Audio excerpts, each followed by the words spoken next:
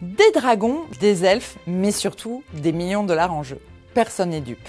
Quand HBO a annoncé le lancement de House of the Dragon le 21 août, il s'agissait surtout de couper l'herbe sous le pied à Amazon qui avait calé la sortie des Anneaux de pouvoir au 2 septembre. La guerre du streaming va se jouer sur le terrain de la fantasy. Une offensive décisive pour partir à la conquête de nouveaux abonnés. On vous explique pourquoi. La fantasy envahit nos écrans. On fait le point sur les projets des différentes plateformes. Chez Disney, on s'apprête à lancer le 30 novembre la suite du film à succès des années 80 de Ron Howard, Willow. La firme aux grandes oreilles prépare également un reboot d'Eragon. Netflix a créé la surprise cet été avec La Promenade au pays des rêves de Neil Gaiman, une série d'animation intitulée Sandman.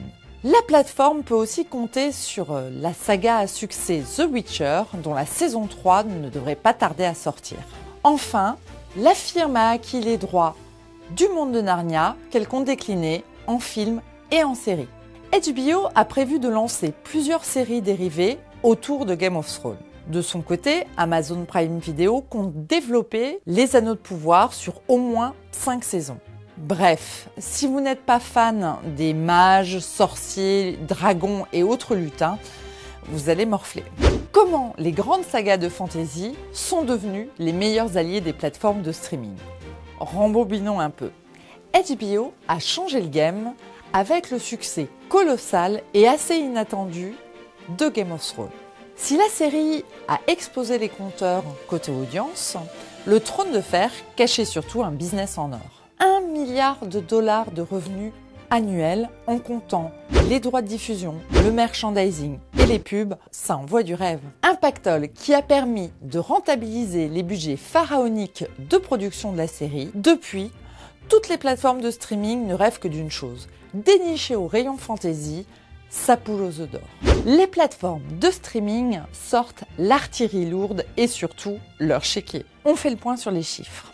La première saison de House of the Dragon a coûté quelques 200 millions de dollars. Un signe d'assagissement pour HBO qui avait un petit peu vidé les comptes en banque en matière de production concernant Game of Thrones. Du côté de Prime Video, c'est toujours l'abondance.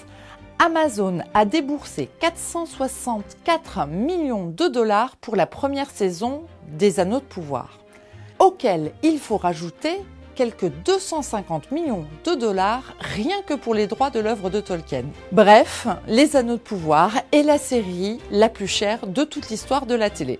Chez Disney, le film Willow, dans les années 80, avait coûté 35 millions de dollars. Un budget colossal pour l'époque qui laisse imaginer que Disney+ va casser la tirelire pour sa série. Dans un univers de plus en plus concurrentiel, les plateformes misent sur les contenus d'Heroic Fantasy pour s'asseoir sur le trône de leader du streaming. Alors, quelles sont les forces en présence? Quand Netflix désespère, Disney prospère. Le groupe dispose de 221 millions d'abonnés dans le monde, dont 152 millions rien que pour Disney+.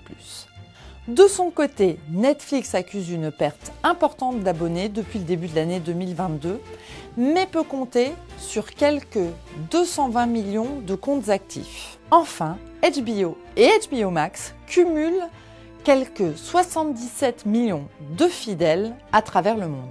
Nul doute que ce classement va être bousculé par le succès ou le flop de ces mastodontes de la fantasy. Mais dans le domaine du streaming, Winter is coming.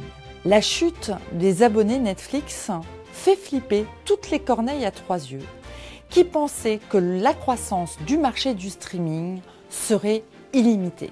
Si des poches de croissance existent pour le streaming, notamment dans les marchés émergents, l'inflation, la baisse du pouvoir d'achat, la récession inquiètent beaucoup.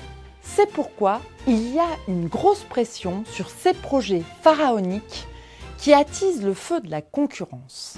En attendant de découvrir qui sera le grand gagnant de cette guerre du streaming, fans de fantasy, je vous dis Dracarys.